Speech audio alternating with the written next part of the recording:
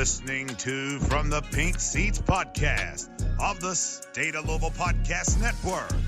Now, here's your hosts, Jacob Lane, Matt McGavin, and Vince LaCoco. All right, our program is on a collision course with a national championship. The only variable is time. Howard Schnellenberger famously said that, and as we make a push to get that man into the Hall of Fame, finally, one of his proteges takes over for the first time for Louisville football, and we will get our first glimpse, our first chance to see if that is closer to reality as Jeff Brom takes over for his first game against Georgia Tech this Friday night. From the Pink Seats podcast, as you can probably tell, Jacob Lane, he got a nasty case of the vid. He tried to make it, but he's not able to. He's not able to go tonight. So Presley Meyer stepping in as the season starts. The most important podcast, the most important person steps in. That's how it goes, guys. That's what I hear. Matt McGavick, how we doing, bro? Let's just go around the horn. Doing good. I'm just glad that talking season is finally over and we have actual tangible football to preview. Apparently, no depth charts though. So I'm told you're not very happy about that. But Vince, what's going on, man? Yeah. Vince LaCoco in the house. I mean, what more do you need to know about the depth chart? Jack Plummer starting quarterback, Jawara Jordan's the running back, Brian Hudson's going to be your center. Just fill it in. We're going to beat Tech by like 21. What are you, Drew Wrap Dieter? It up. Let's go to week 2. Thanks for the analysis. All right, Venture kicked off. You're muted the rest of the time. Also joining us tonight, Grant Mulligan. Grant, I believe this is at least your second appearance on the podcast. This is my third appearance. Third appearance. Yeah. There you go. Third appearance. He's got the professional setup now. Sounds like he's got a real mic. We all actually sound like we're in the same room tonight, which is like a first in like the last. Yeah, like, 2 but years. if we were all in the same room, like the sound would not work at all. Yeah, that's what I'm saying. Like, so that's how it would work, though. Shout out technology. Am I right? Grant, for people who don't know, who are not frequent listeners of the pod, give us a brief background on what you did with Louisville. So I actually worked with I had the distinct pleasure of working with one Mr. Vincent LaCoco back in the good old days.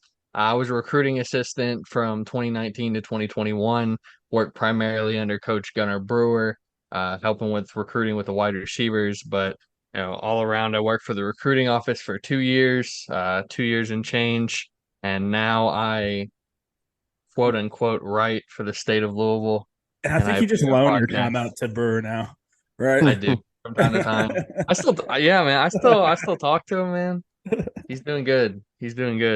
If Brewer called you up right now and he's like, I got a job for you, like he didn't even explain what it is. He's like, I just got a job for you over here in Maryland. Would you think about going? I need to know what the job is first. Yeah, I would need to know the what order the job taker. is and how much am I getting paid? Look, man. I mean, I'd think about it. Would you think about it? I would think about it for sure. But I got a good thing going on with the state right now. So yeah, the Expo Center can't run without me. So you know how it goes. Right. This man keeps the lights on at the Expo Center. We won't out you too much about what your full job is at the Expo Center. However, it's an important one. We'll just say that. Guys, we have football like super soon. Like we got football in like just a couple sleeps. Football. Nobody wants to partake in that. All right, Jacob. Really? I don't really like that. Football. It's coming up. Louisville's playing Georgia Tech, and look, guys, I know that we've dove a lot into this team, but we haven't taken really a deep dive into what Georgia Tech's identity is as a team, what they present. And to me, I think it's more of a challenge than a lot of Louisville fans realize. Georgia Tech fans are super high on this team. A lot of people are thinking that they actually have a legitimate shot of keeping this game competitive or even winning. So we'll dive into that a little bit. But Matt, you're a guy who's been covering this quite a bit, so I kind of want to hear from you first. How would you define what Georgia Tech was on the back half of last season and what the expectations are coming into 2023? Well, first and foremost, they actually looked like they gave a shit. Right. Because, I mean, I could have told you before the 2022 season started that I thought Jeff Collins was going to get fired by the end of the year because I covered a couple Georgia Tech games when I was down there, and I can tell you it was not the greatest brand of football I've ever seen. And when I saw a couple of their games to start the season, didn't look like a damn thing had changed. And it all of a sudden, when they cut ties with him and Brent Key took over, you saw a much more aggressive, a much more physical mindset, which, kind of makes sense considering Brent Key was a former offensive lineman for Tech and was the offensive line coach. So the effort automatically went up, but then like the actual aggressive and physical mindset of the team was immediately noticeable. I mean, their first game after firing Collins, they go to Pittsburgh and upset Pitt in the first game, and they were like a 21-22 point underdog in that game, and they won outright. And then not only that, they pull off a win against a good Duke team. Shut up. And then they upset a top 25 team in North Carolina. So, Grant, I mean, Duke is not good. You can agree with me, right? Jesus, It seems like a personal level beef here that I don't feel like I need to be getting. He refuses to admit that Duke might be good at football. Duke's going to be better than they have been in years past, but would I call Duke a good football team? I do not think so. I would call them a football team. I would call them a football team. There's definitely 90 kids out there attempting to play football. They got some real NFL guys. This is not the point, but they've got some real NFL guys. All right, back on Tech. Back on Tech. This is not about Duke. Yeah, I mean, the rosters, when you compare them from a talent standpoint, I mean, yeah, there's a clear discrepancy there. I mean, there's no doubt about that. But I mean, Georgia Tech does have some playmakers, and they do have a couple strengths on the. I mean, they have weaknesses for sure, but they do have a couple strengths on both sides of the line of scrimmage that they, if the circumstances are right, they might be able to exploit and take Louisville to the wire. Now, ultimately, do I think that's going to happen? No, but we'll get into that later. Glad they got rid of Collins. I could not stand him as a head coach. I couldn't stand the fact that he walked around with that Waffle House cup all the time and tried to act like, he was all Atlanta, born and raised. Yeah. Hindsight's 2020, but he was like way more concerned with branding and yes. Judging by the fact that he got his t-shirts hemmed on his sleeves, I mean that's pretty concerning for the branding. But like Matt said, I mean, the team plays harder. It's a lot more physical of a football team. You expect a lot more things to be cleaned up. I mean, it's not like Louisville is going to walk in there and it's going to be a cakewalk. I expect us to go out there and make our fair share of mistakes as well, with it being the first game of the season with a new head coach. And, I mean, it is concerning with the fact that Louisville has never won a game in the state of Georgia as well. So you throw all that in there. I just don't think it's going to be a cakewalk by any means for us. Grant, you had a little bit of experience, at least as far as I know, being around Travion Cooley, right? Or am I? Yeah, he was in Brewer's recruiting area. Okay, so perfect. So you have experience with this guy. You know who he is as a person, what he brings to the table as far as his work ethic and his game. And this is a guy who is probably going to play a big factor for Georgia Tech on Friday. One thing I can definitely speak to is that running back room is led by an excellent coach, Coach Norval McKenzie. He was with Louisville during my time there before leaving to rejoin his alma mater at Vanderbilt, now on the coaching staff at Georgia Tech, which is undoubtedly how Cooley found himself in that running back room.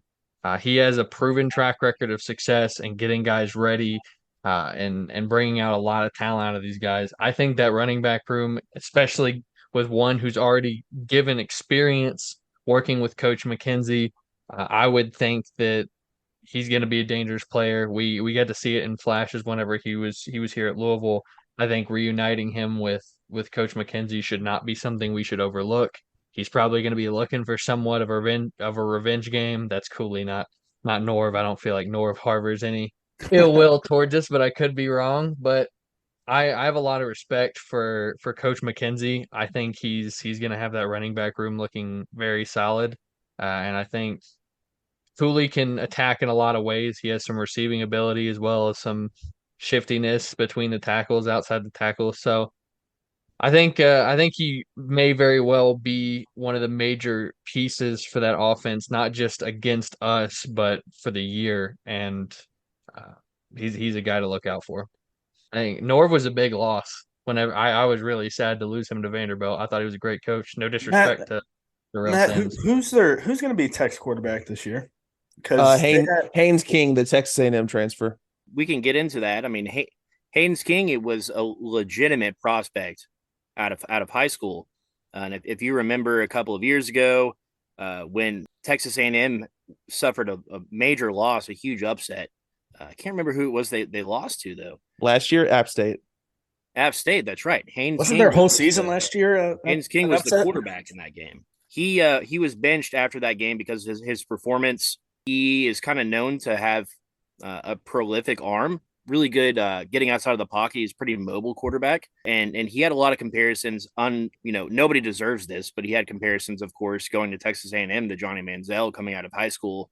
Obviously, that didn't pan out, but he's a guy he's a prolific quarterback, and there's a reason why he's starting for Georgia Tech over a more experienced quarterback. So it'll be interesting to see just how he kind of fits in the mold here. The other thing to keep in mind, Travion Cooley, there is that tie with Travion Cooley going from Louisville to Georgia Tech, but he's really following in the footsteps of Hassan Hall as well.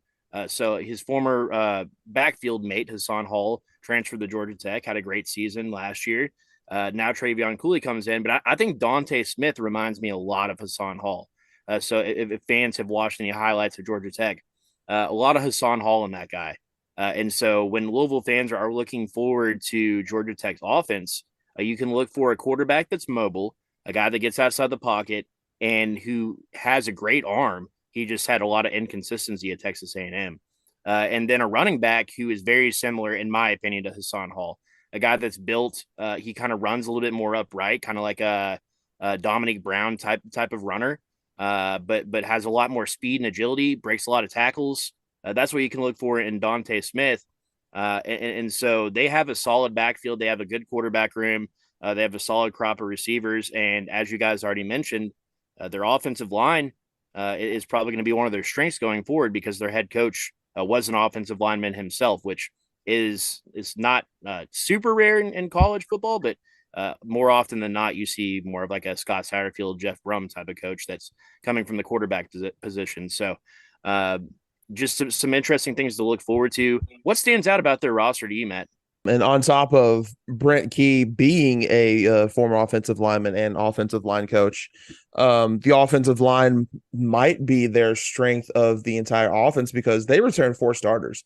Now, granted, that offense last season was not that great, but I mean, whenever you bring back 4 starters on any unit with a new coach coming in and they have the chance to impart them with wisdom, I mean, having that much chemistry come back, that's nothing to sniff at. And then when you throw in the fact that they do have a running back like Dante Smith, who's a very north-south runner, probably not like a bruiser per se, but he's one of the more he's probably the most physical back on the roster. And then have a good handcuff in Travion Cooley, he's probably more of a speed option and has proved himself at times catching passes out of the backfield.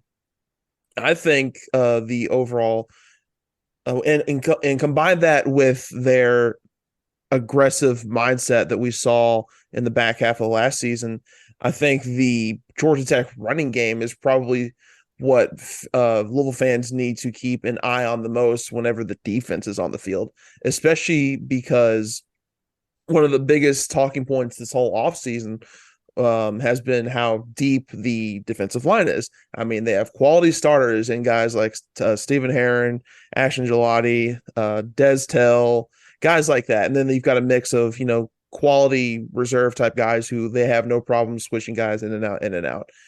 That depth, that run defense is going to get put to the test right out of the gate. Now, granted, it's not going to be the most stout test they're going to face all season, but for a season opener, it's a worthy test, especially if they get things going through the air, which that might be a little hit or miss because it really depends on how they've been able to tweak Haynes King's mechanics. Because I mean, you watch his film at Texas A&M and his throwing mechanics were not great.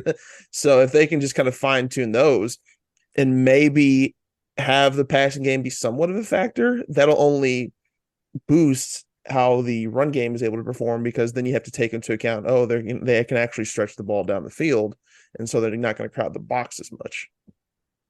Yeah, it's really an interesting dynamic, the way that they finished last season and kind of the way that they were all over the place, really. I mean, so you look at, as you suggested, Key came in, took over after Georgia Tech lost to Central Florida, immediately came in, upsets Pittsburgh, 26-21.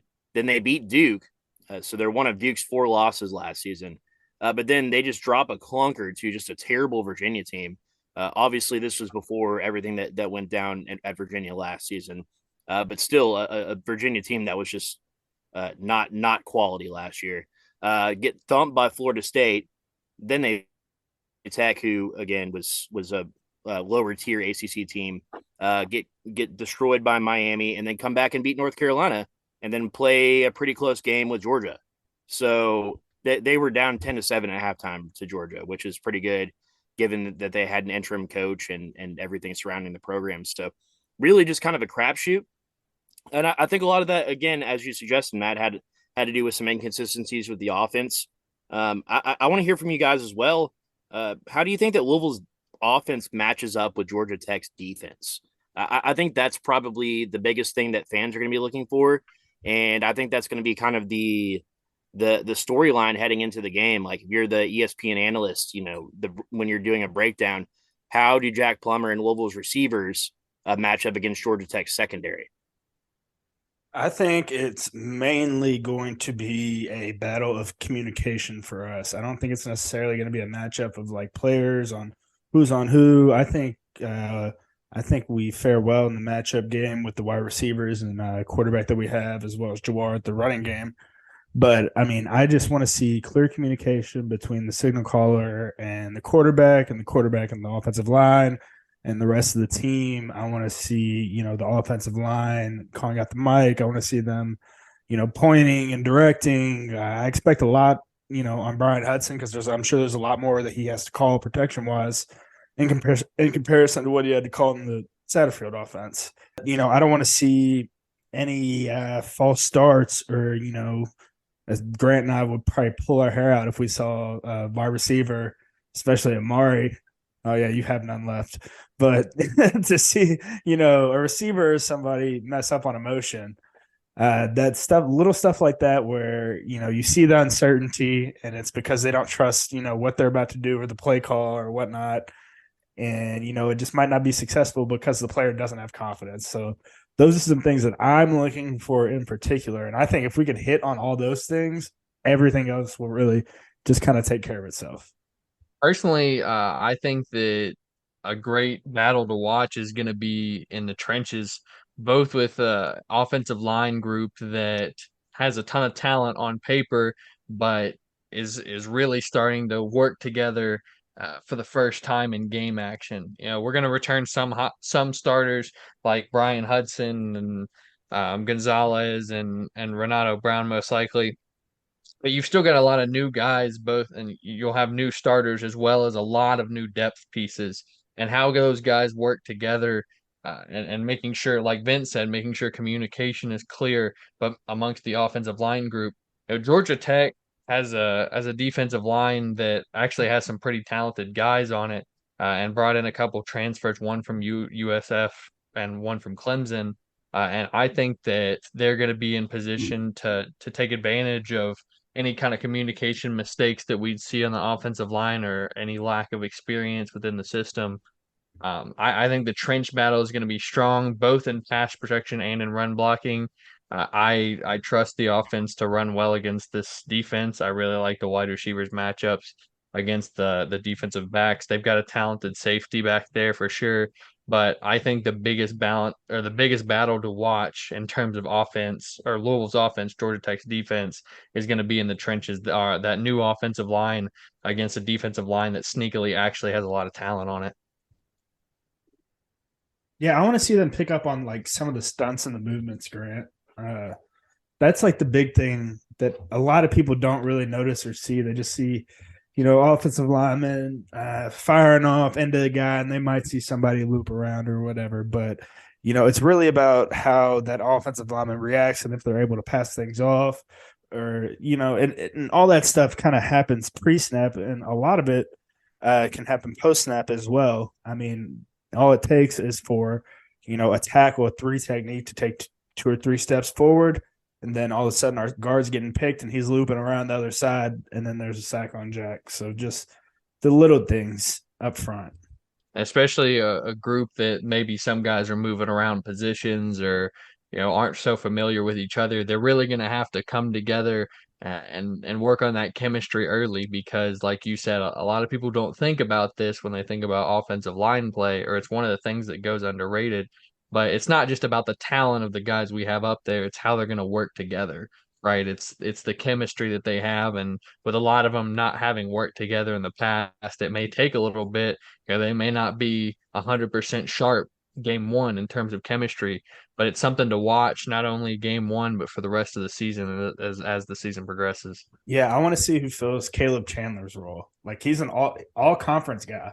That's an all people are. I mean, that's not really talked about enough. The fact that we lost an all conference guard and Caleb. So that I'm anxious to see if it improves, if it slacks off. I'm anxious to see how Michael Gonzalez going into year 3. I mean, he is huge at this point. He is built like a damn tackle. I mean, he looks like he could squash Matt. So, I mean, probably, and plus, like we've said, like this Georgia Tech front 7. I mean, overall for the season wasn't good, but I mean, there are individual pieces in this area of the field that could, give Louisville some fits. Like one of the first ones that comes to mind is transfer to Quan Dowse up right there in the middle. Like I actually talked to the Georgia Tech guy in our site umbrella of team networks earlier, and the coaches down there they're big on the potential of the interior of the defensive line, and Dowse is one of the guys that's going to be in the mix there.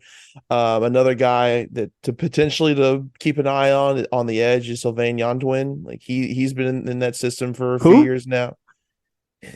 Sylvain Yandwin.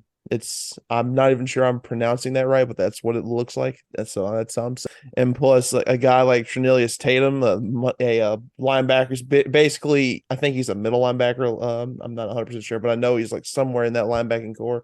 But he's someone that a lot of those defensive coaches are anticipating on taking a big step forward. So I think overall, I don't think the front 7 is going to make up a ton of ground from last season, but I would be shocked if they're not by the end of the season not better in this area for sure.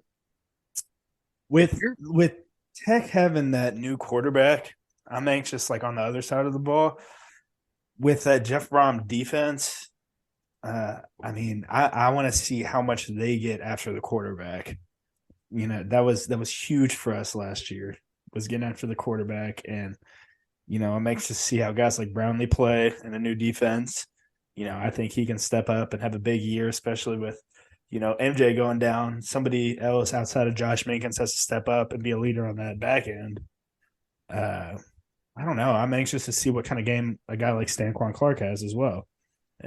Jeff also mentioned guys like Adonijah Green getting in, which I didn't really think that he would play much considering how lanky he was, but I mean, shoot, if he thinks he can get in, then I don't see why not throw his ass out there and see what he can do.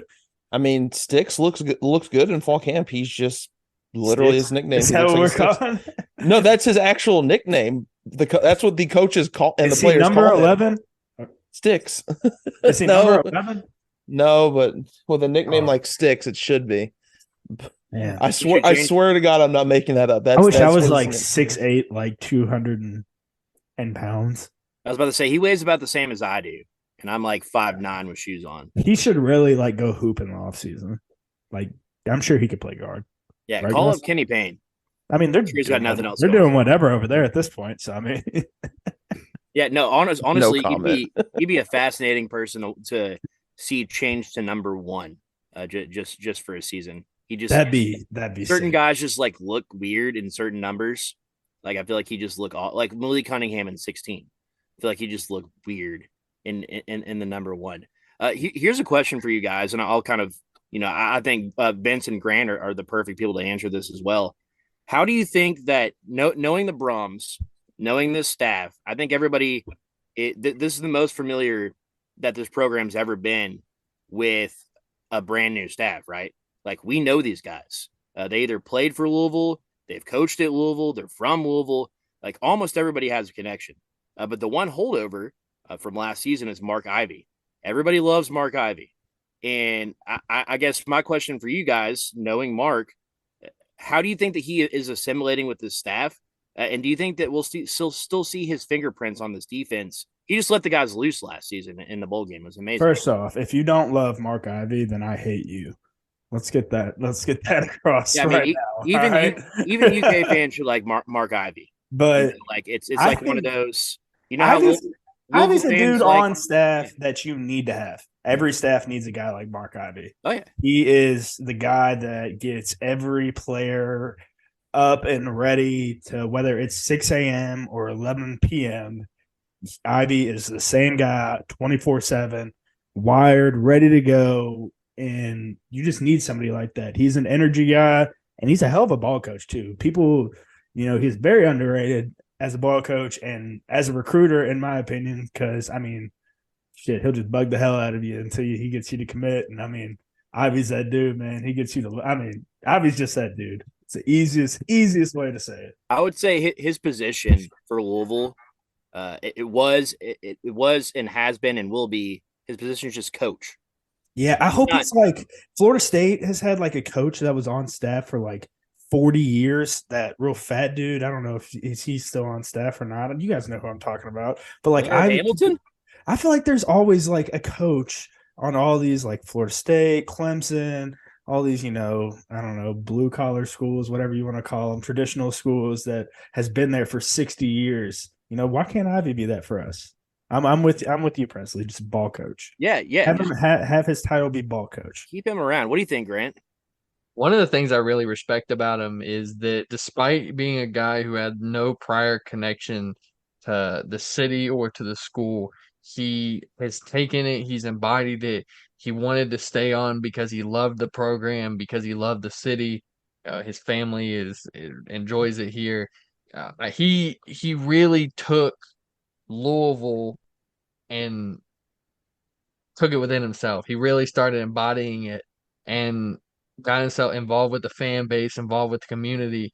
I have a lot of respect for him, not just as a coach, for sticking with it and really letting the love for the Ville in, but as a man, just as a person coming into the city and wanting to stick around just because you love it. But obviously, like Vince said, I think he's a great coach. He connects really well with the players. He's very intense, very hype. I think he's a great addition. I'm interested to see how it works for him coaching the inside linebackers, going from the defensive line to the stand-up guys, the off-ball guys, is no small transition. I know it's on the same side of the ball, but going from on ball to off ball is going to be interesting for him. I have no doubt that he's going to have the ability to do it. He's got great recruiting prowess and great connections to the Tampa area, actually. So I'm really enthused to have him still on staff. He actually came to TBT with some of the other coaches, so I'd like to say that he's meshing in with them really great, which it shouldn't be too hard. You meet Ivey and you love him. So dude, it's impossible not to like Mark Ivey. Especially he's got a boat, man. He loves it here. Ivey loves it here, which is cool. Love it. To see it see this App State guy, this all country dude come down to Louisville and make it his home and everything. I love it. I'm on the transition part. He previously coached some linebackers at App State, did he not? I thought he's always been D-line. No, I'm almost certain that he did some linebackers at App State. He played a little linebacker at App State as well. So he was kind of like a Yavsir Abdullah when he played at App State. So that's who Yasir modeled his game after. There you go. Yeah, he did play linebacker and defensive lineman for App State. He coached outside linebackers and special teams from 2012 to 2013 and has been defensive line from 2014 on. Okay, so he has some experience with it. So it's not a completely foreign concept. Football is football. Get a guy like Mark Ivey out there and he'll just coach it. All right. Okay, Mr. CTE. Oh, okay. All right. Keep it down. Can barely see with you and Separate you Grant. guys Can through the barely see computer. with you and Grant both on this damn Zoom. Blinding.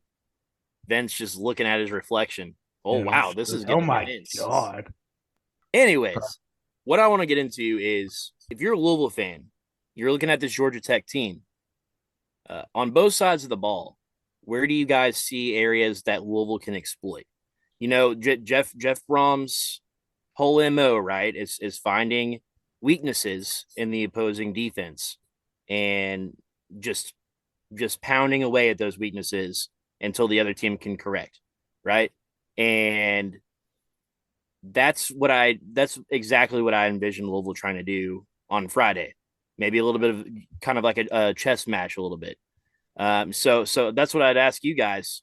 Where do you see weaknesses on this Georgia Tech team on both sides of the ball? I think that that's going to come with, how the game is coming to Jeff as he's calling it.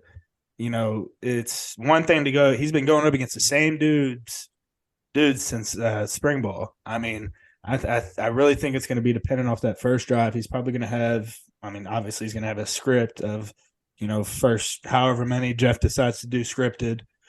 And then after that, I think he'll be very comfortable in, knowing which guys, okay, this guy can get me out of the game if I need to, and we'll figure out where we can spread the ball around, how we're going to run this offense effective. I can't wait to see scripted Brom. I mean, scripted Sat was in his bag, so what scripted Brom looks like? That'll be interesting.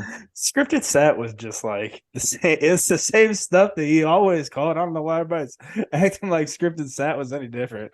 We did that on this here podcast, Vince. I know. How long do you think it goes before Cincinnati, ends their sellout streak? Ooh. Well, I mean, over under 6 games.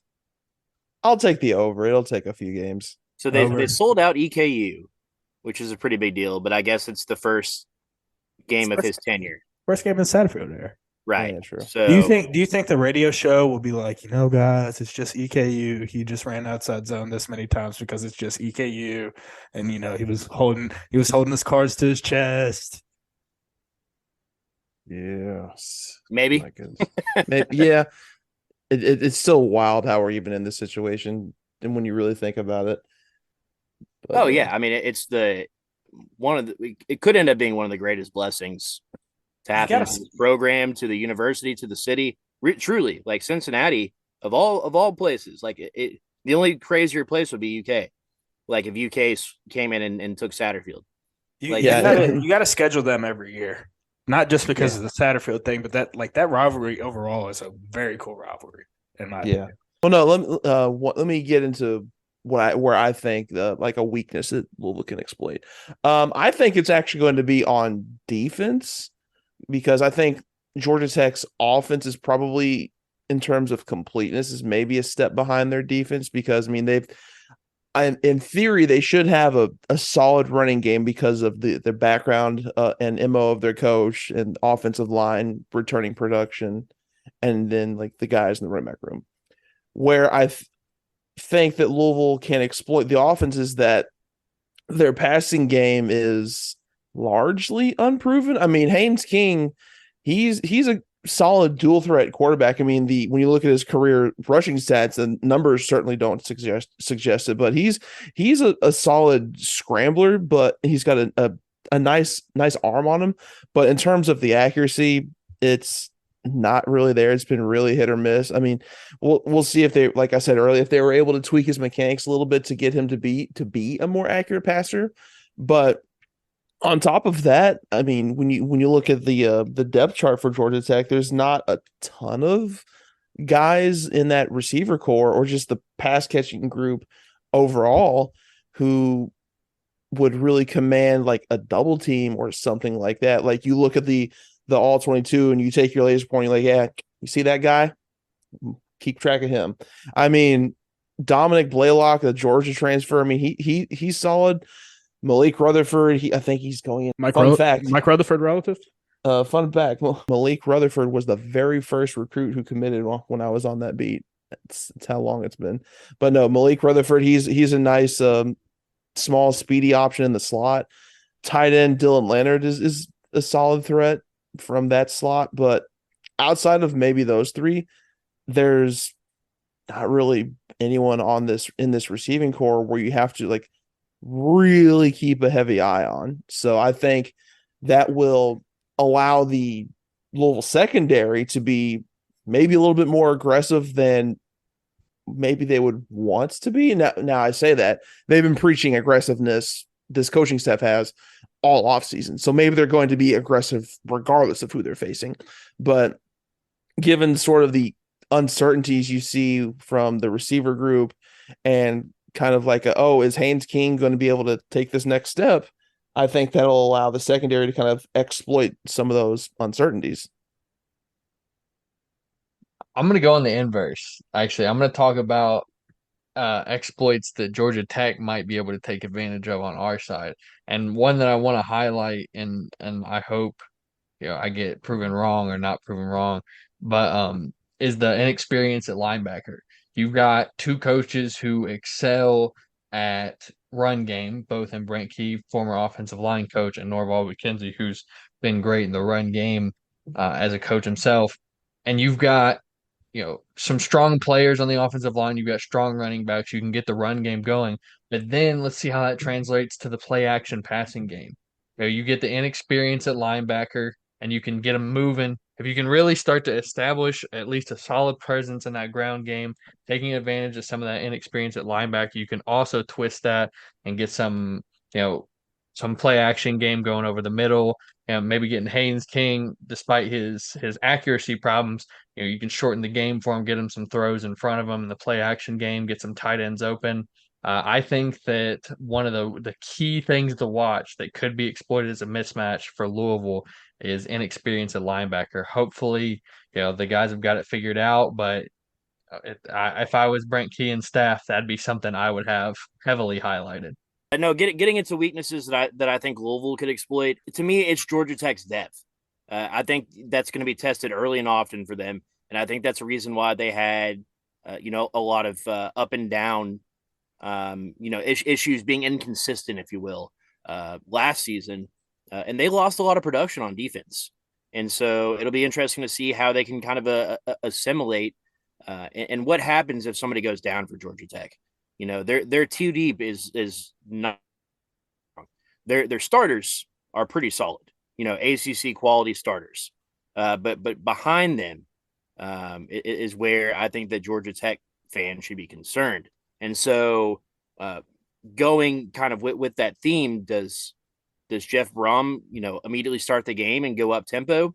Does Louisville try to get Georgia Tech off balance? They try to force Georgia Tech to run new guys on. I think that'll be kind of an interesting cat and mouse thing to watch. And conversely, does Georgia Tech try to slow things down? Do they run the play clock down? Do they? I want to see play action pass deep post to Jamari Thrash to open the game for like a 60-yard touchdown to where we don't even have to script the rest of it. Yeah, I mean, I think about this every year over the summer. Jeff just dropping it on the first play saying, "Hello, I'm here. Welcome to the ACC. This is mine." Yeah, I mean, that's honestly has been my thought process. Like, not even jokingly, like I remember going back to Petrino 2.0, especially, his first 3 years. And the thought process was always, okay, well, how is Bobby going to come out to start this game? And the first game of every season specifically, I mean, you remember Lamar's first game where they came out with the trick play and he threw a pick. It's always consistently been Petrino tries to hit the big play early and often, and Brom is the same way. And I would not be shocked to see him come out, play action, and try to take a deep shot first play of the game. And I absolutely will expect to see some up tempo, especially as the game starts to go on and Louisville gets a little bit more comfortable and everybody gets kind of into the feel of the game, if you will. My other question for you guys would be, how do you think that the setting will impact Louisville. I personally expect it to be like 70-30 Georgia Tech to Louisville fans, and it might be even like 80-20. Matt, I know you have kind of some connections in the area, having worked down there. You're shaking your head. I'm thinking that's the case? 80-20. I'm thinking 80-20 for sure, but I mean, it's in Atlanta. I mean, that's where Georgia. yeah, that's an away Okay, game. so I'm gonna tell a story. Let's hear that story. So for those who do not know who is listening, I got my start writing for Sports Illustrated Fan Nation on the Georgia Tech beat. Worked down there for only 4 months before I came back up here to Louisville. And where I lived down there in Atlanta was in Decatur, which is maybe a 15-20 minute drive to Georgia Tech's campus on a good traffic day. Because on a good traffic day, it is. I got to clarify that because traffic down there is. Yeah, I was about to ask. Listen, I will go to my grave saying Nashville traffic is worse than Atlanta traffic. Fair. Atlanta drivers are aggressive, but they know what they're doing. But anyways, I live 15-20 minutes away from Georgia Tech's campus. This is how I knew the city of Atlanta doesn't give a flying fuck about Georgia Tech. There was a McDonald's across the street from my apartment complex. There were a couple sports bars around, things like that where you would see advertising for the local sports team. It was all Bulldogs. And I'm a 15-minute, 20-minute drive from Georgia Tech's campus. I only started to see advertisements that said type of establishments for Georgia Tech when I was literally 5 blocks away in downtown Atlanta. Atlanta doesn't care about Georgia Tech. It's all dogs, especially since Georgia is coming off back-to-back titles. Fan interest in Georgia has never been higher. So while, yeah, I do think there's going to be, a fair amount of Georgia Tech fans there, considering Mercedes-Benz Stadium is literally 2 miles south of campus. Do I think there's going to be an overwhelming amount of Georgia Tech fans that Louisville's going to have a tough time overcoming? Hell no. Absolutely not. I think it'll be close to a 50-50 split in fans, maybe 60-40. It must suck to always be little brother. Like there's, UK and U of L fans always go back and forth. They're like, ha ha ha, little bro, big bro, in various different sports and stuff. But like Tech and Georgia, it's like Tech is little bro every time. Every time. You know what? That probably does suck, but I'll tell you what doesn't suck. And that is getting your manhood clean with Manscaped. Fellas, it's tailgating season. The time of year where boys become men and men become stinky. If you're like me, you pulled out all the stops to keep your boys fresh. And maybe more importantly, stop your family jewels from chafing during all sorts of fall weather. For me, nothing worked until I found Crop Preserver Ball Deodorant for Men. Let's cut to the chase. Most guys take better care of their pits than they do their future kids, and that's just messed up. That's why the Crop Preserver Ball Deodorant is staying in my daily lineup forever. Over 2 million men trust their balls with Manscaped. That's approximately 4 million balls. Manscaped has a number of products to help manage your manhood, including the Silky Smooth Lawnmower 4.0 ball trimmer, which is amazing. Do yourself a favor, hit up manscaped.com today, and don't forget to use code PINKSEATS, all one word, or starting5, the starting and the number 5, all one word, and you'll get 20% off at checkout. Your balls will thank you. That's right, manscaped.com. How about that? No doubt. A plus ad read. A plus ad read. Products are awesome too. Definitely, definitely approved, signed, approved. Awesome. It was a sick box it came in too. Yeah, it was definitely cooler than any Jordan packaging that you could ever get. So when you listen to podcasts, they always say we would never advertise something that we don't believe in. Blah blah. Maybe true. I don't know, but for me, truly, like Manscaped has actually changed my life. Because been waiting on this one. I was really going to vouch that. Yeah. So, number one, if you're out there and you've ever tried to shave that area of your body, it is very difficult, nearly impossible. But the Manscaped stuff, it makes it kind of dummy proof. So it's pretty much nick free, which I love. And then, but the game changer, like I just said, the ball deodorant is unbelievable. Ball deodorant is awesome. Yeah. That is great. That is a daily use thing for me. Yes, it like I'm obsessed with it now. Like every time I take a shower, immediately dry off ball deodorant. Like because it's been everybody you live in Louisville, or you probably live somewhere in the South. It just makes me wonder how long I've been walking around with musty balls. Yeah, you probably forever. Well, I mean, I was about to say I don't know if that stopped it. The musty balls, Vince. Honestly. No, I mean I've been a baby powder guy forever, and it's been a seamless transition. And for those who haven't used it, give it a shot, man. You're getting 20% off. Starting 5, pink seats. Super excited about it.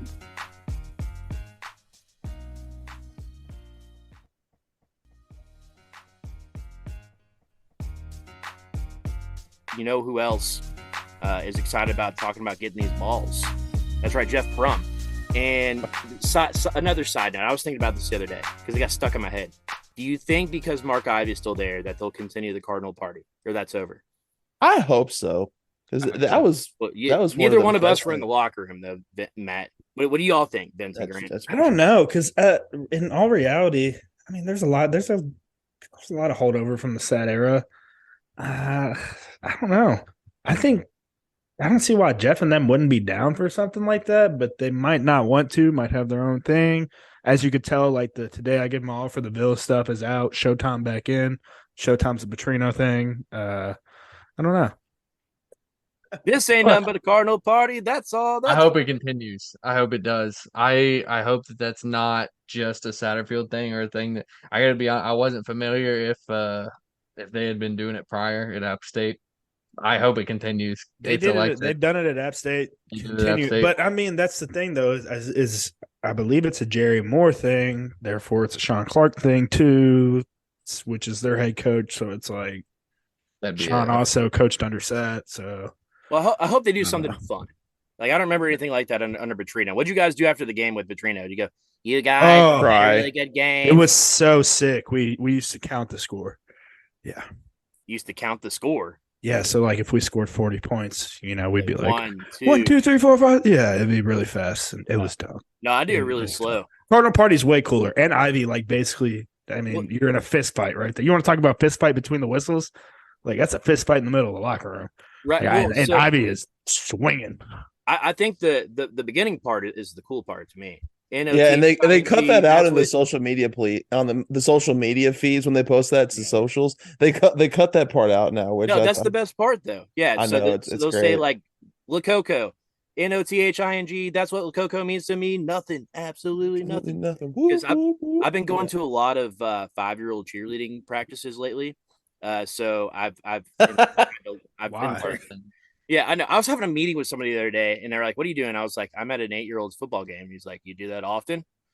Like, yes, all the time. Yes. I've traded golf for watching 8-year-olds play football. That's right. Yeah. They just practice right across from the golf course. I just stopped by, just see how the team's doing. Good popcorn. Yeah. Are they running the Satterfield offense or the Brom offense?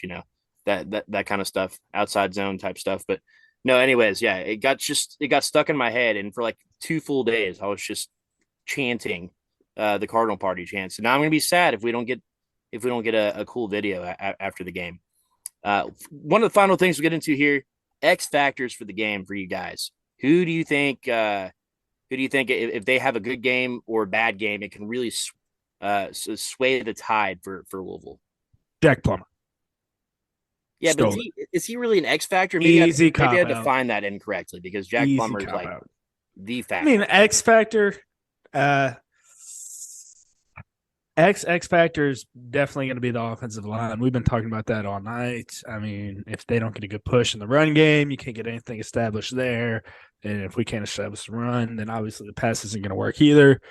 So anxious to see that as the X factor. I mean, we have weapons out the wazoo at wide receivers. So Jack needs to just learn how to spread the ball around or find that, one guy he can narrow it down to.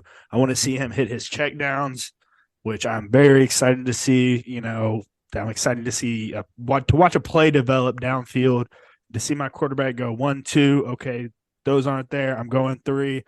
3 is going to get me 5 yards. And, it might not be six points, but it's 5 yards, and we can live to fight another day at 2nd and 5. Yeah, and Jacob will cream his pants if they start checking it down. Like all he's been talking about for the last 5 years is Throw freaking slant. just his team throwing, should be filled throwing with a slant, and he slants, wants them to throw it to the running back. slants, backflips, offensive linemen that do backflips, and Neck passes to rolls. the running back. He's a Neck very rolls, simple yeah. man. He's a man of simple taste. I wonder what his All right, defense looks like. I'll take the X Factor thing. If we're going individual players, I'm going to say Ashton Gelati. I think that he's going to be huge both in setting the tone on defense with his leadership and his presence, but we're going to need him both against the run and against the pass.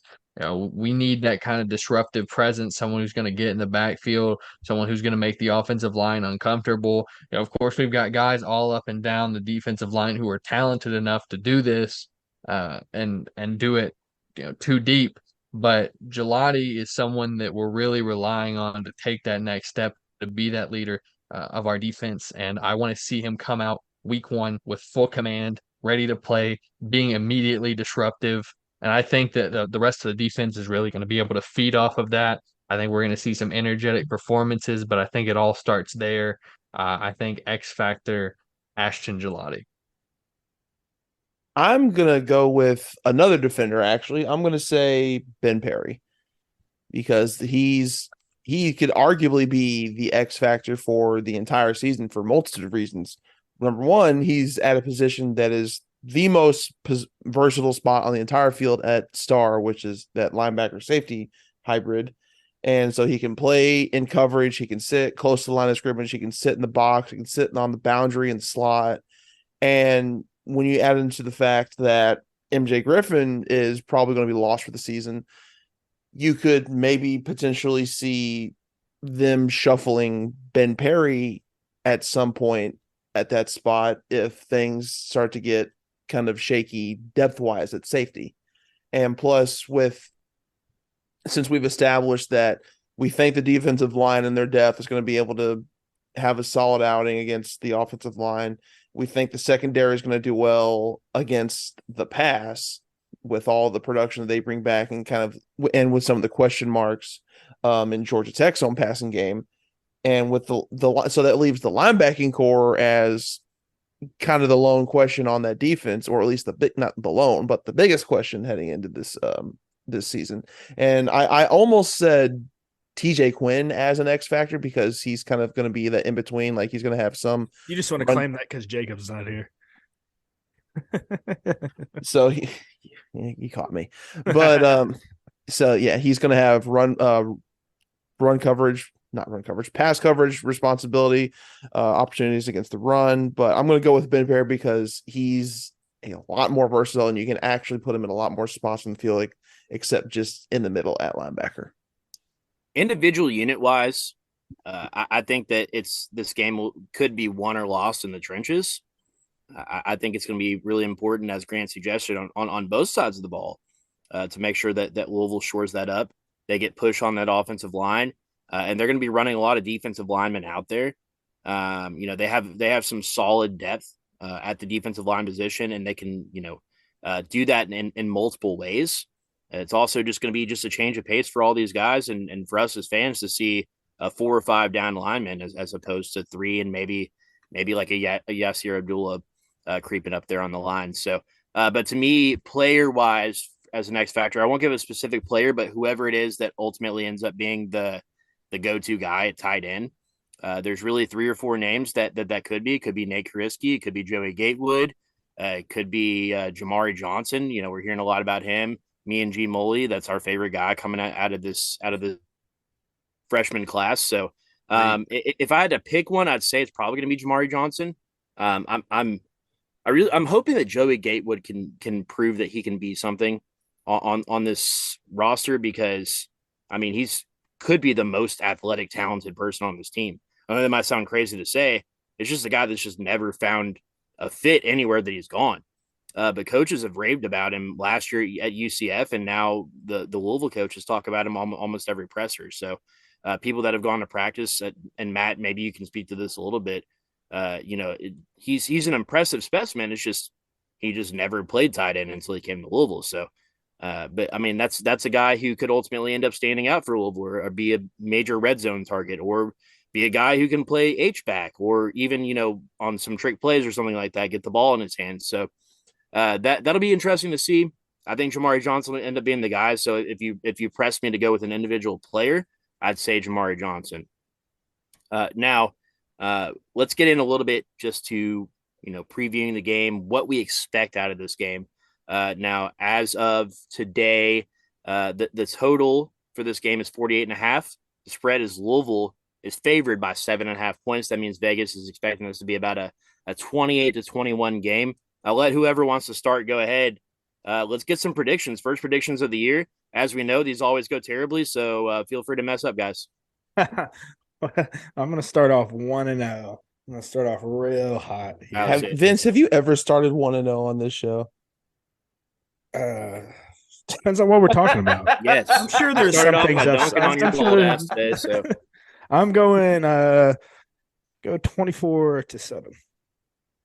I don't think we're going to come out and light the scoreboard up crazy like everybody's expecting us to. I expect us to make our fair share of errors, fair share of, miscommunications and things like that happen with the first-year head coach. And, I'm not expecting much out of Tech, to be honest. I expect it to be a good game, but, I think that we outmatch them in a lot of areas. And, I think Jeff is just overall a better head coach than what they have on that sideline.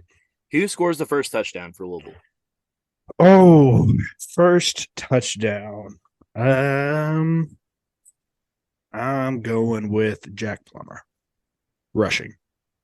Wow. Bold take. Matt, you want to follow that up?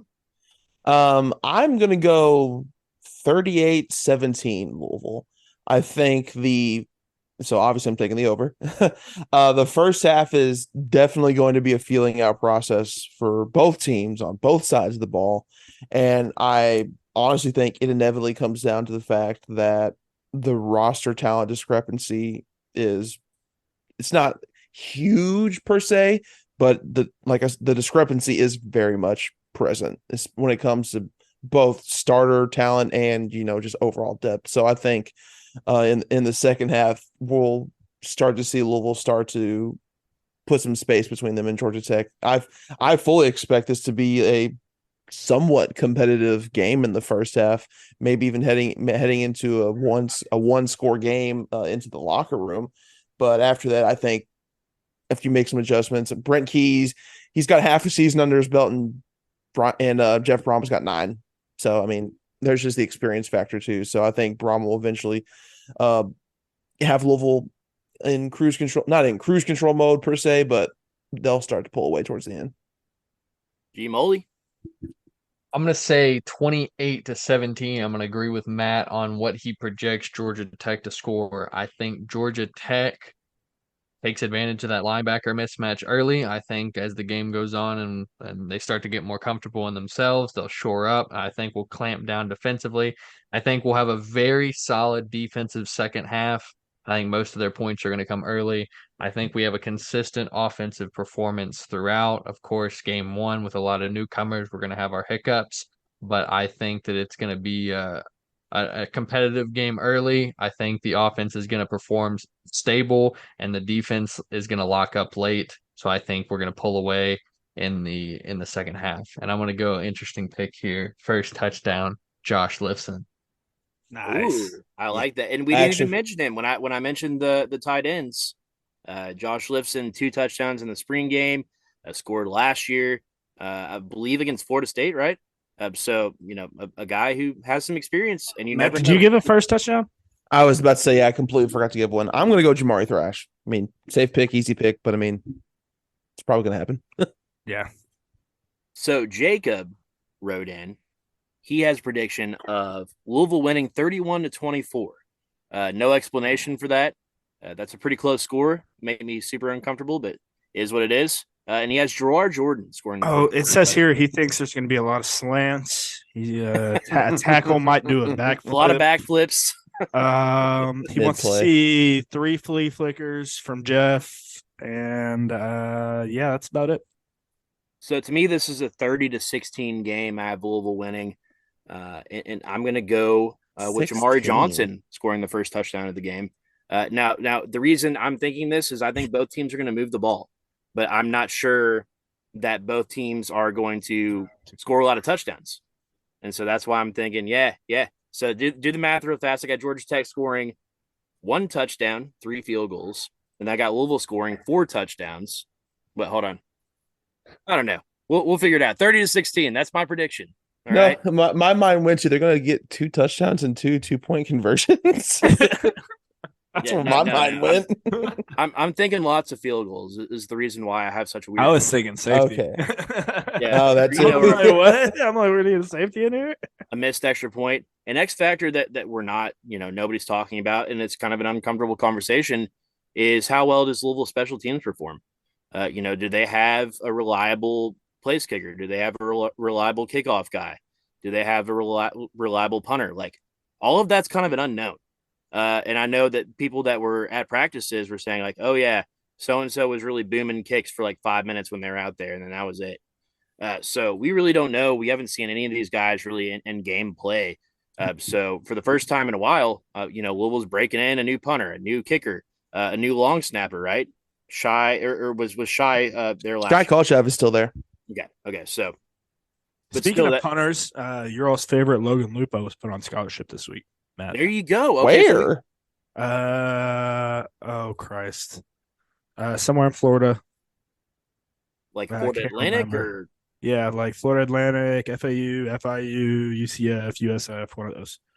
And how about James Turner winning the kicking job at Michigan? Definitely don't feel weird about that. Who's or that? And our guy, why am I blanking? Colorado. Mark Bassett is one that's starting punting job at Colorado. So super unfortunate. I would have a lot more confidence in this Louisville team. I know it sounds silly. We don't think about it, but kicking is important. It is called football. And that's for a reason. Like if you're kicking the ball out of bounds, like, half the time in Bobby Petrino's. I don't acknowledge that other sport is football. Oh yeah. Well, that's a different conversation for a different day. Where are we watching the game this weekend, guys? We're going 12:30 in the afternoon, Bellarmine women's volleyball to watch my sister. And then I'm going to have one TV on for her evening game and one TV on for the U of L game at the house. So ass on couch. So are we talking ass on couch or are we talking ass on back deck? Probably back deck. I like the setup. Grant, where are we going? I'll be watching it off the phone in the Expo Center, man. Oh, never stops. TBT's over. What are you? I have more to do than TBT, man. The grind never stops. What's going on at the Expo Center this weekend? We got the Derby City High School Rodeo this weekend, and we also have the Labor Day flea market. Let me know when the monster trucks come in. That shit's lit. When do the monster trucks come in? That one's not one of mine. Y'all want to see some rednecks? Go out to that stuff. Hey, man. So I guess we're not talking about your personal monster truck. We're talking about some kind of performers jumping off of dirt hills in the middle of an arena. In the middle of Freedom Hall, baby. Call it right. Yeah, that's why they call it freedom, right? When those trucks are flying through the air, there's nothing more fun than that. That's true. Well, that Grant, that's super disappointing. You're gonna be watching on your phone. Matt, what's the plan? Are you gonna be in Atlanta? Hell yeah, brother. All right, there you go. So, wait, have you taken in the press box at the new Mercedes-Benz Stadium yet? I have, because I went down there for the opener in 2021, against Ole Miss. Best stadium you've ever been in, or is there? It's pretty nice. I mean, when I lived in Atlanta, I actually went to a Falcons Panthers game, so I've been in that stadium a couple times. It's really nice. Check out the wings at Magic City too. I will be watching the game pretty much alone, but that's how I want to take it in. I really want to enjoy the season for what it is. 7 home games. We're gonna hit up a couple road games, so I'm confirmed going to be at 9 games this season. Hopefully, if we have a bowl game, 10. So we'll be at the Indiana game, at the Miami game. Tickets already purchased. Hotels already booked. We're ready to roll. 7 home games will be there. But this game, I just want to be ass on couch and just taking in the sights and sounds of Jeff Brom's first game. I'm confident it will be his first win. I don't think it'll be as smooth as many expect. I think that Georgia Tech is a sneaky, solid opponent, but 1-0 in the Brom era is the hope and prediction, and 1-0 in ACC play. So any other comments, questions, or concerns before we get the heck out of here, guys? Go Cards. Go Cards. Go Thanks to the Covering. state of folks for having me on. It's great to be here. Always You're great. always welcome. It's a pleasure Grant. to have you, Grant. And if at some point it can just be me, you, and Vince, that's fine too. There's only room on this screen for one bald guy. So, guys, it's game week. I couldn't be more excited. Football. If Jacob Not was here, doing that'd be it. way cooler. Not doing it. Already From the people- Pink Seats podcast, let's get out of here. Go Cards.